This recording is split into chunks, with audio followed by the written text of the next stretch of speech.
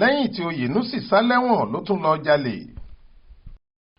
Ọwọ́ ẹ̀ṣọ́ àmọ̀tẹ́kùn ti ìpínlẹ̀ Ondo ti padà tẹ ògbólógbòó adigunjalè kan Oyenusi lẹ́yìn ọdún bíi méjì tó ti sá kúrò nínú ọgbà ẹ̀wọ̀n olókùúta tó wà nílùú Àkúrẹ́ nípínlẹ̀ Ondo.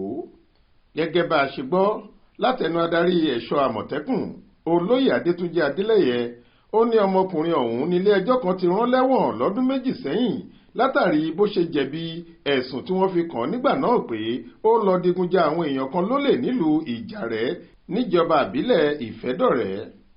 Nígbà tó ń fìdí ìṣẹ̀lẹ̀ yìí múlẹ̀ fún akọ̀ròyìn wa, adarí ẹ̀ṣọ́ àmọ̀tẹ́kùn tìpínlẹ̀ Ondo akọgun Adétúnjì Adélẹ́yẹ ní ohun tó ṣeni láàánú ní bí ọmọkùnrin náà kò ṣe dáwọ́ iṣẹ́ búburú tó ti di bárakú fún yìí dúró lẹ́yìn tó sá kúrò lọ́gbà ẹ̀wọ̀n. Oyenusi kò fìgbà kankan dáwọ́ iṣẹ́ ibi rẹ̀ yìí dúró lẹ́yìn tó ráàyè sá jáde kúrò lẹ́wọ̀n.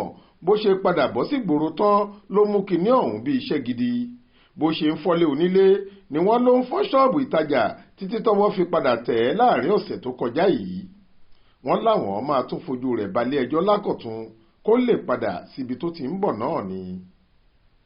Olúṣèyẹ Ìyáde ló ṣàkójọ ìròyìn yìí fún iléeṣẹ́ tẹlifíṣàn Alaroye online. Faith Adébọ́lá ló kà á sétí ìgbọ́ yín.